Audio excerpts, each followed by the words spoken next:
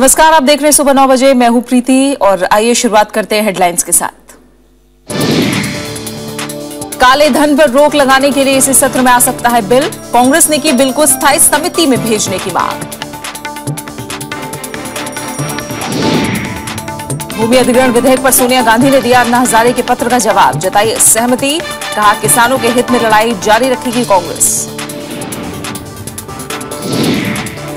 Railway स्टेशनों पर थूकने पर लगेगा 5,000 रुपए जुर्माना, ग्रीन ट्रिब्यूनल ने दिया रेलवे को आदेश।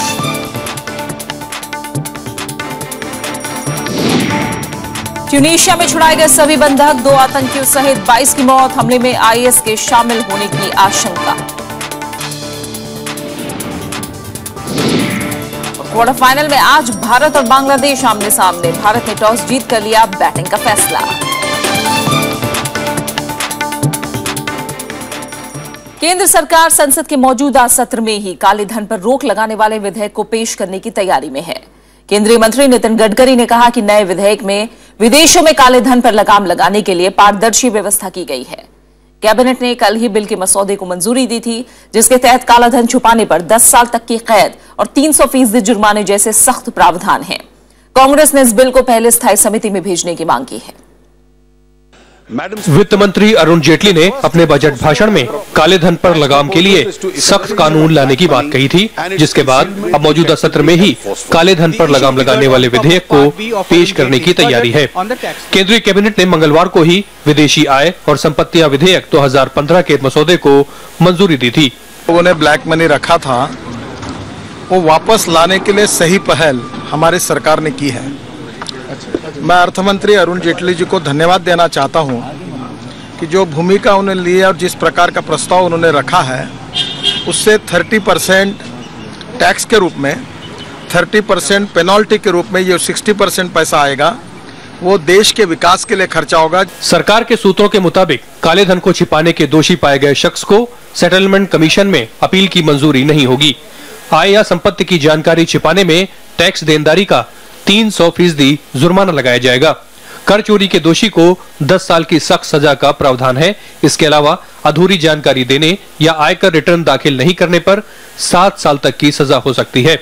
हालांकि विधेयक के कानून बन जाने के बाद सरकार एक निर्धारित समय सीमा के लिए उन लोगों को कुछ रियायत भी मुहैया करा सकती है जो विदेशों में जमा काले धन की जानकारी खुद ब खुद देंगे। ये लोग वाजिब टैक्स या पेनल्टी चुकाकर सजा से बच सकते हैं। विपक्षी कांग्रेस की मांग है कि काले धन जैसे अहम विधेयक को पहले स्थायी समिति में भेजा जाना चाहिए। We all want the evil of black money to go, and we will examine the bill, and I would suggest the government to send the bill to the standing committee of the Lok Sabha for the closer scrutiny and closer, I would say, examination before it is passed by the Parliament. इस प्रस्तावित विधेयक के तहत विदेशों में धन रखने वालों को रिटर्न फाइल करना जरूरी होगा, भले ही ये आय इनकम टैक्स के दायरे में नहीं आती हो। फिलहाल विदेशों में जमा काले धन के मामलों की जांच सुप्रीम कोर्ट की निगरानी में बनी SIT कर रही है। मोहम्मद फतेह टीपू के साथ विशाल दहिया, राज्यसभा टीवी। राज्यसभा में आम बजट पर हुई चर्चा के दौरान विपक्ष ने सरकार पर झूठे वादे करने के आरोप लगाए हैं। विपक्ष ने बजट को दिशाहीन बताया और सरकार पर शिक्षा, स्वास्थ्य और कृषि जैसे क्षेत्रों के प्रति बेरुखी के आरोप लगाए। हालांकि सत्ता पक्ष के सांसदों ने बजटीय प्रावधानों पर सरकार का बचाव किया है। यही बात कहनी है। राज्यसभा में उपनेता विपक्ष आनंद शर्मा ने आम बजट और विनियोग विधेयक पर चर्चा की शुरुआत की। आनंद शर्मा ने आरोप लगाया कि बजट में कॉर्पोरेट लोगों को सहूलियतें मुहैया कराई गई हैं, जबकि सामाजिक क्षेत्रों और कृषि क्षेत्र में सरकार ने आवंटन को घटा दिया है। इस बजट से, इन आंकड़ों से मिथ्या प्रचार, झूठे वायदे और आपकी संवेदनशीलता ना होना देश के कमजोर गरीब लोगों के लिए वो साफ झलकता है। अन्य विपक्षी दलों के सांसदों ने भी इन आरोपों से सहमति जताई और बजट के कई प्रावधानों पर चिंता जाहिर की। हम लोग जानना चाहते, पूरा देश जानना चाहता कि आप बजट में बचत कहां से करेंगे, फिस्कल डेफिसिट कैसे घटाएंगे, देश की योजनाओं को कैसे आगे बढ़ाएंगे। आम जनता की भी है, लेकिन मैंने जो आंकड़े दिखाया है वो बजट से निकाल के, वो आंकड़े सारे गरीबों के खिलाफ है, किसानों के खिलाफ है और कॉरपोरेट का पक्ष में है। इलेक्शन के पहले जो जिस तरह से वादे थे, जिस तरह से सपने इन्होंने पूरे देश को दिखाए थे, जिस तरह से मिडिल क्लास को सपने दिखाए थे, जिस तरह से इन्होंने सर्विस क्लास को सपने दिखाए थे, इन्होंने दिखाया था कि हम इनकम टैक्स को स्लैब को थोड़ा सा बढ़ा देंगे जिससे कि बर्डन इस क्लास के ऊपर कम पड़े। लेकिन इनकम टैक्स का स्लैब इस बजट में एक नया पैसे का भी नहीं बढ़ाया गया। हालांकि सत्ता पक्ष की ओर से बजटीय प्रावधानों की तारीफ की गई और बजट को गरीबों के हितों वाला बताया गया। मैं उस बजट के समर्थन में खड़ा हुआ हूं जिसमें नए भारत के निर्माण की ललक है। मैं उस बजट के समर्थन में खड़ा हुआ हूं जिसमें गरीबी से लड़ाई लड़ने की पूरी क्षमता है। मैं उस बजट के समर्थन में खड़ा हुआ हूं जो भ्रष्टाचार एवं काले धन पर चोट करने की जीवटता रखता है। बजट पर चर्चा के दौरान बिहार, ओडिशा और पश्चिम बंगाल के सांसदों ने विशेष राज्य के दर्जे का मुद्दा उठाया और केंद्र सरकार से अतिरिक्त बजटीय सहायता की मांग की। Vishal Dahiya, Rajya Sabha TV. Warehousing corporation संशोधन विधेयक लोकसभा से पारित हो गया। केंद्रीय खाद्य मंत्री रामविलास पासवान ने साफ किया कि इस मिनी रत्न कंपनी के निजीकरण का सरकार का कोई इरादा नहीं है। उन्होंने कहा कि इस संशोधन विधेयक का मकसद सेंट्रल वेयर हाउसिंग कॉर्पोरेशन के गारंटी की जिम्मेदारी से सरकार को मुक्त करना है। उन्होंने यह भी स्पष्ट किया कि सरकार कानूनी मजबूरी की वजह से यह कदम उठा रही है। उनके मुताबिक सरकार ग्रेड 1 की मिनी रत्न कंपनी की गारंटर नहीं रह सकती है। ये दोनों चीज को, एक तो जहां तक प्राइवेटाइजेशन का सवाल है उसका पर्ची नहीं उठता है। दूसरा है कि जब 50% से ज्यादा शेयर 55% शेयर गवर्नमेंट का है और वो क्या कहते हैं कि रहेगा, तो उस परिस्थिति में जो है शेयर होल्डर को भी कहीं इसमें चिंता करने की जरूरत नहीं है। राजनीतिक दलों के बाद किसानों ने भी बुधवार को भूमि अधिग्रहण विधेयक के खिलाफ प्रदर्शन किया। किसान यूनियन की अगुवाई में उन्होंने दिल्ली के जंतर मंतर पर धरना दिया। भारतीय किसान यूनियन ने सरकार की नीतियों को किसान विरोधी बताया और सरकार से इस विधेयक के प्रावधानों पर दोबारा विचार करने की मांग की। भूमि अधिग्रहण बिल के विरोध में केंद्र सरकार के खिलाफ प्रदर्शन बढ़ता जा रहा है। दिल्ली के जंतर मंतर पर बुधवार को भारतीय किसान यूनियन ने महापंचायत की। इसमें किसानों ने बेमौसम बरसात से नुकसान के लिए केंद्र सरकार से मदद की मांग की और उन्हें फसलों के सही दाम न मिलने का आरोप भी लगाया। उनके समर्थन में आम आदमी पार्टी के योगेंद्र यादव और वाम दलों के नेता भी प्रदर्शन में शामिल हुए। किसान के सामने तो प्रॉब्लम है। सबसे बड़ी तो हमारी प्रॉब्लम यह होगी, हमारी जमीन हमें बचाने की वहाँ नौबत पड़ रही, हमारे पास हमारी जमीन छीनने जा रही। किसान ये बताने आए हैं कि 120 साल बाद जो 2-4 रियायत किसान को मिली थी उसको वापस देने की साजिश इस देश के किसान को मंजूर नहीं है। मंगलवार को 14 विपक्षी पार्टियों ने इस बिल के खिलाफ राष्ट्रपति को ज्ञापन सौंप उनसे दखल की गुजारिश की थी। विपक्ष पुराने कानून में बदलावों का विरोध कर रहा है, जबकि बीजेपी भूमि अधिग्रहण बिल के मुद्दे पर सरकार का बचाव कर रही है। You know, there are many issues involved in this thing, in which I am sure that a constitutional expert and able administrator, Rashtrapati, will look into all these issues. The march which the opposition parties have done doesn't bother BJP, and neither the government. The government is determined to go ahead with the reform bill. Lok Sabha से भूमि अधिग्रहण विधेयक पारित हो गया है, लेकिन राज्यसभा में सरकार के पास बहुमत नहीं है। ऐसे में विपक्ष के लामबंद होने के कारण राज्यसभा से इसे पास कराना सरकार के लिए बड़ी चुनौती है। अन्नू दीवान, राज्यसभा टीवी।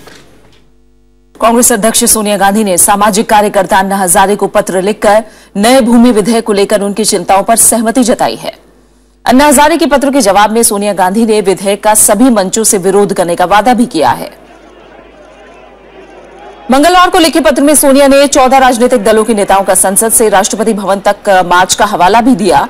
उन्होंने लिखा कि इस विधेयक से जुड़ा अध्यादेश और संसद में पेश किया गया संशोधन विधेयक किसानों के हित में नहीं है और उनकी पार्टी किसानों के हित में लड़ाई जारी रखेगी।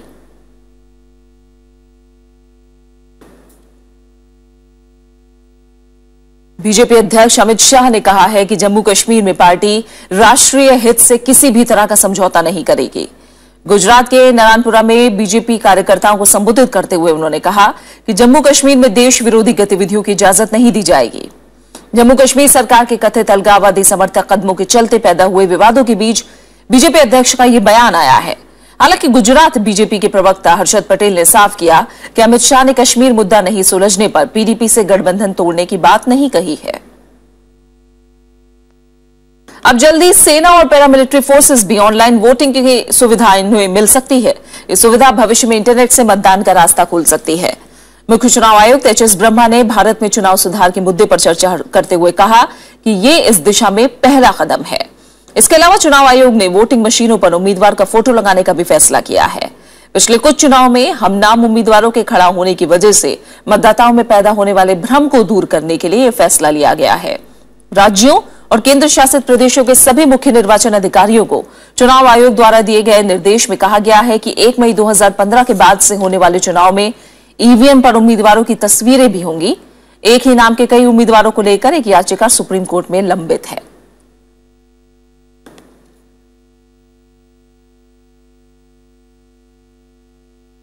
अब रेल पटरी पर कचरा फेंकने या थूकने पर 5,000 रुपए जुर्माना देना होगा। नेशनल ग्रीन ट्रिब्यूनल यानी एनजीटी ने रेलवे को की पटरियों को साफ सफाई का अब आदेश दिया है और इसे गंदा करने वालों पर जुर्माना लगाने के लिए कहा है। इसके अलावा रेलवे संरक्षित क्षेत्र में पड़ने वाले मकान के आगे दिखने वाले कचरे की जिम्मेदारी मकान मालिक की होगी। न्यायमूर्ति स्वतंत्र कुमार की अध्यक्षता वाली एनजीटी की पीठ ने रेलवे स्टेशनों और रेल लाइन के किनारे गंदगी का मुद्दा उठाने वाली एक याचिका पर सुनवाई के बाद बुधवार को यह आदेश दिया। ट्रिब्यूनल ने गंदगी का स्थायी हल निकालने के लिए कहा है। आदेश में कहा गया है कि रेल लाइन के किनारे बसी अनाधिकृत बस्तियों को हटाकर दूसरी जगह बसाया जाए।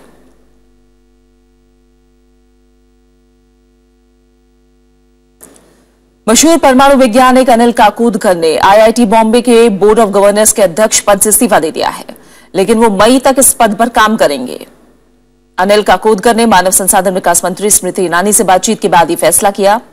पटना, भुवनेश्वर और रोपड़ आईआईटी के डायरेक्टरों के चयन पर मानव संसाधन विकास मंत्रालय से मतभेद के बाद उन्होंने कदम उठाया था। यह मामला राज्यसभा में भी उठा। शून्यकाल में नेता विपक्ष गुलाम नबी आजाद ने आरोप लगाया कि सरकार शैक्षिक संस्थानों के काम में दखल दे रही है। 2 महीने पहले आईआईटी दिल्ली के डायरेक्टर रघुनाथ के शिवगांवकर ने भी इस्तीफा दिया था। हमें ऐसा लगता है कि इस तरह के इंस्टीट्यूशंस में जो मंत्रालय की वजह की तरफ से, सरकार की तरफ से बहुत इंटरफेरेंस हो रहा है और इस इंटरफेरेंस की वजह से ये बहुत सेंटर ऑफ एक्सीलेंस जो है ये बिल्कुल चौक हो जाएंगे। तो इच्छा से कोई इस्तीफा दे रहा तो उसमें हम क्या करेंगे? ना एचआरडी कुछ करेगी, उसमें कोई अपना रोल तो है नहीं। एचआरडी का कोई रोल नहीं। कोई स्वेच्छा से इस्तीफा दे रहा है तो वो किस रीजन से दे रहा है ऐसा उन्होंने कुछ बताया नहीं है। जम्मू कश्मीर में बर्फबारी और भूस्खलन के चलते लगातार तीसरे दिन भी श्रीनगर जम्मू हाईवे को बंद रखा गया। हाईवे पर सैकड़ों मालवाहक वाहन खड़े हुए हैं और हाईवे के बंद होने से कश्मीर का बाकी मुल्क से संपर्क कट चुका है। पिछले 2 हफ्तों से इस हाईवे में आवागमन बाधित होने के चलते अब तक करोड़ों रुपए के व्यापार का नुकसान हुआ है। इस बीच केंद्र सरकार ने राज्य सरकारों से पिछले हफ्ते बारिश के कारण हुए नुकसान की रिपोर्ट भी मांगी है।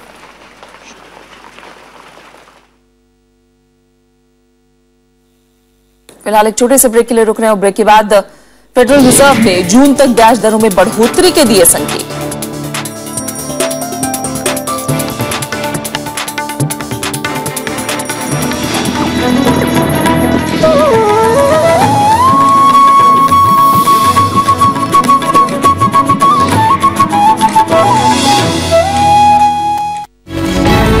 आज हम चर्चा इसी मुद्दे पर करेंगे कि आखिर अपने लक्ष्य से कितनी दूर है शिक्षा के अधिकार का कानून। केवल 12,000 स्कूल 14 लाख स्कूलों में इस आरटीई कानून को पूरी तरह लागू करते हैं। आरटीई का जो मेन खामी जो था उसमें गुणवत्ता के बारे में खास जिक्र नहीं किया गया था। राइट टू एजुकेशन ये किसी एक्टिविज्म से उपजा हुआ शब्द है। बेसिकली होना ये चाहिए था ड्यूटी टू प्रोवाइड एजुकेशन। मुझे लगता है कि कोई शब्द छल किए बगैर आरटीए को कैसे अच्छी तरह से लागू किया जा सकता है इसके बारे में चर्चा होनी चाहिए। देखिए सरोकार सिर्फ राज्यसभा टेलीविजन पर।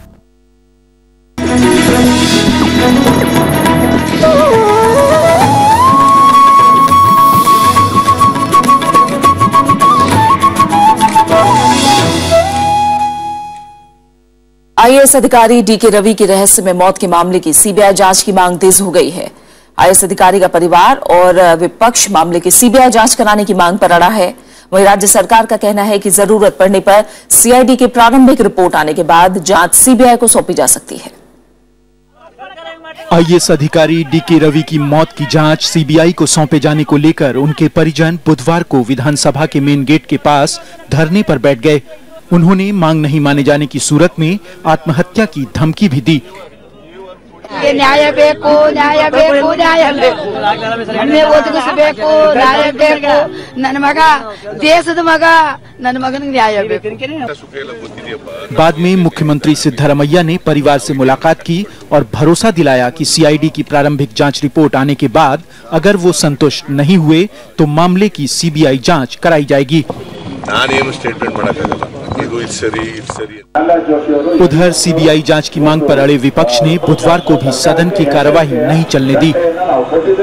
This government, if they are not going to take proper decision, the demand of the citizen of Karnataka is only CBI inquiry.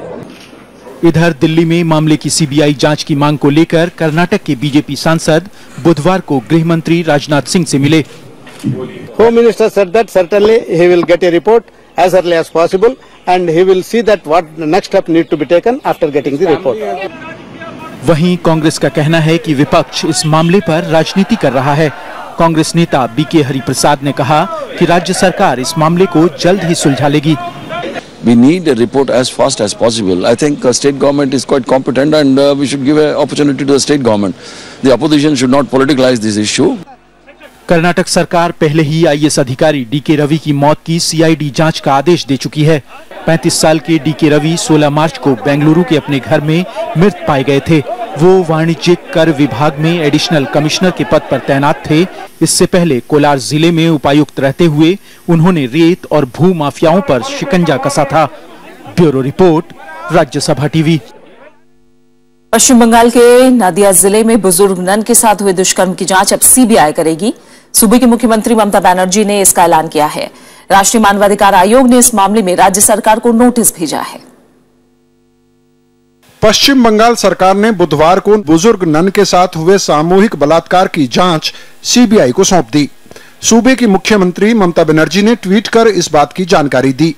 ममता ने कहा कि वारदात की संवेदनशीलता के मद्देनजर सरकार ने यह फैसला किया है। उधर बीजेपी ने घटना के विरोध में कोलकाता में प्रदर्शन किया। राष्ट्रीय मानवाधिकार आयोग ने इस मामले में पश्चिम बंगाल सरकार से 2 हफ्ते के भीतर रिपोर्ट मांगी है। इससे पहले मंगलवार को प्रधानमंत्री नरेंद्र मोदी भी सूबे की सरकार से रिपोर्ट मांग चुके हैं। केंद्रीय गृह राज्य मंत्री ने कहा कि सरकार राज्य सरकार से मिलने वाली रिपोर्ट का इंतजार कर रही है। रिपोर्ट आएंगे ना, स्टेट गवर्नमेंट से रिपोर्ट अभी तक कुछ आया नहीं। डिटेंशन हुआ कुछ लोगों का, लेकिन अरेस्ट नहीं हुआ। उधर Catholic bishop conference of India के अध्यक्ष कार्डिनल बेसिलियस क्लीमिस ने बुधवार को पीड़िता के अलावा मुख्यमंत्री ममता बनर्जी से भी मुलाकात की। Ordered a CBI probe and we are very happy and satisfied and we hope for the best and we are confident that everything will go positive in this state. इस बीच सूबे के वर्धमान जिले में 75 साल की बुजुर्ग महिला की बुधवार को संदिग्ध परिस्थितियों में लाश मिली। पुलिस घटना की जांच कर रही है। Bureau report, Rajya Sabha TV. कुछ अहम अंतर्राष्ट्रीय खबरों पर नजर डालते हैं। अमेरिका की केंद्रीय बैंक ने फिलहाल ब्याज दरें नहीं बढ़ाने का फैसला किया है।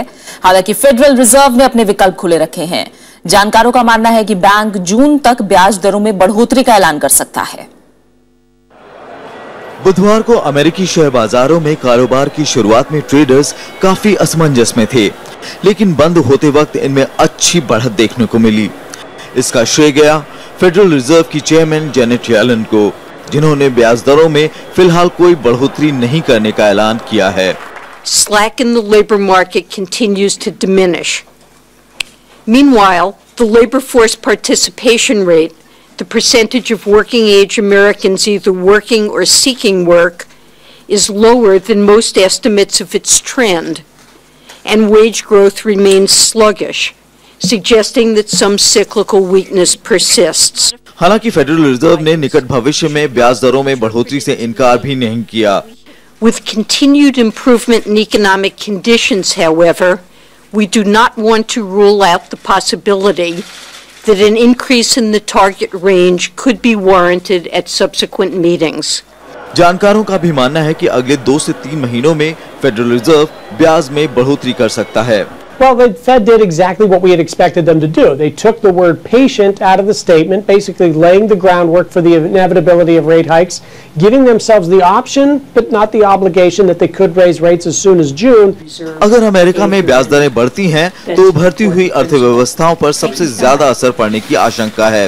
इस बारे में IMF की MD क्रिस्टीन लगार्ड ने भी विकासशील अर्थव्यवस्थाओं को सचेत रहने की हिदायत दी थी। जानकारों का कहना है कि अगर फेड रिजर्व ब्याज दरें बढ़ाता है तो अमेरिका में धन लगाना ज्यादा फायदेमंद होगा और भारत, चीन और इंडोनेशिया जैसे देशों से विदेशी निवेशक पलायन कर सकते हैं। Bureau report, Rajya Sabha TV. उत्तर अफ्रीकी देश ट्यूनीशिया के एक म्यूजियम में बंधक बनाए गए सभी पर्यटकों को छुड़ा लिया गया है। इस सैन्य कार्रवाई में 2 आतंकियों सहित 22 पर्यटक मारे गए हैं। ये पहली बार है जब राजधानी ट्यूनीशिया में पर्यटकों को निशाना बनाया गया है। बेशक सैनिक ऑपरेशन खत्म हो गया, लेकिन खौफ बरकरार है। ट्यूनीशिया सरकार जानने की कोशिश कर रही है कि इन हमलों के पीछे किसका हाथ है। हालांकि माना यह जा रहा है कि अल्जीरिया और लीबिया से सटा ये देश इस्लामिक स्टेट के आसान निशाने पर है। मारे गए पर्यटकों को श्रद्धांजलि देते हुए प्रधानमंत्री हबी अस्सीद ने कहा कि ऐसे हमले हमारी हिम्मत को नहीं तोड़ पाएंगे।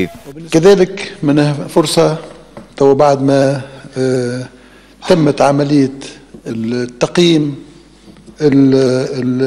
الضحايا। मारे गए लोगों में इटली, फ्रांस, स्पेन, जर्मनी और जापान के पर्यटक शामिल हैं।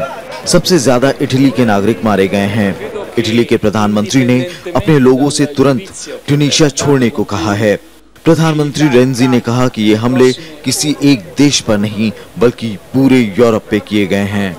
Ma credo che indipendentemente dal giudizio che verrà dato con più lucidità e calma nelle prossime ore vi sia un dato di fatto inoppugnabile, cioè che laddove si cerca di यह हमला कल दोपहर तब हुआ जब बार्डो म्यूजियम में सबसे ज्यादा भीड़ थी। बस से उतर रहे पर्यटकों पर वर्दी पहने कुछ लोगों ने गोलियां चलानी शुरू कर दी। कुछ ही दूरी पर मौजूद ट्यूनीशिया की संसद में उस वक्त आतंक निरोधक विधेयक पर ही बहस चल रही थी।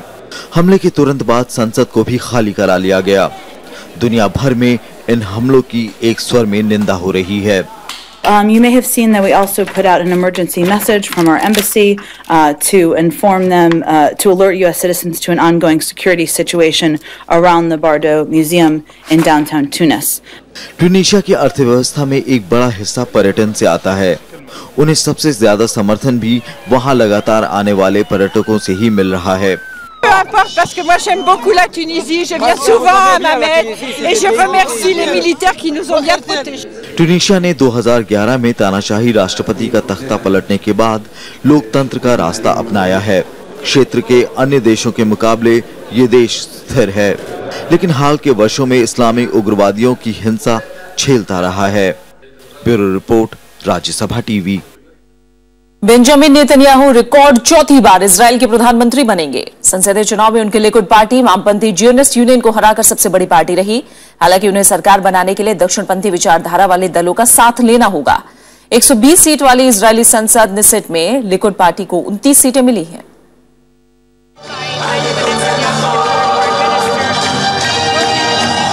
ये जश्न की तस्वीरें हैं लिकुड पार्टी के समर्थकों की।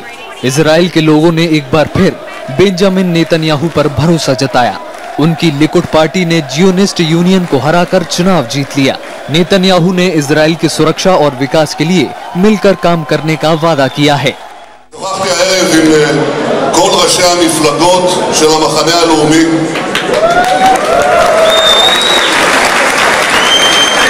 קראתי להם להצטרף אליי ולהקים ממשלה בישראל ללא דיחוי।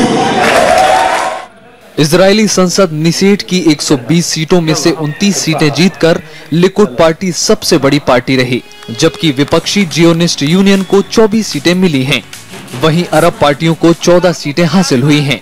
अब दक्षिणपंथी विचारधारा वाले छोटे दल सरकार बनाने में किंग मेकर की भूमिका में रहेंगे। नेतन्याहू पहले ही समान विचारधारा वाले दलों को साथ आने की बात कह चुके हैं। वहीं जियोनिस्ट यूनियन ने हार मान ली है। התוצאה הזאת מאפשרת לנו לחזור לשלטון, והיות שאנחנו נחכה לתוצאות האמת, מכיוון שהכל כרגע במדגמים, הכל פתוח. लिकुड पार्टी ने इजराइल की सुरक्षा और स्वतंत्र फलस्तीन देश की स्थापना न होने के मुद्दों पर चुनाव लड़ा था। नेतन्याहू की जीत से फलस्तीनियों के साथ इजराइल के संबंध और तनावपूर्ण होने की आशंका है। इसके अलावा अमेरिका के साथ चली आ रही तनातनी भी बढ़ सकती है। Bureau report, Rajya Sabha TV. बात क्रिकेट वर्ल्ड कप की।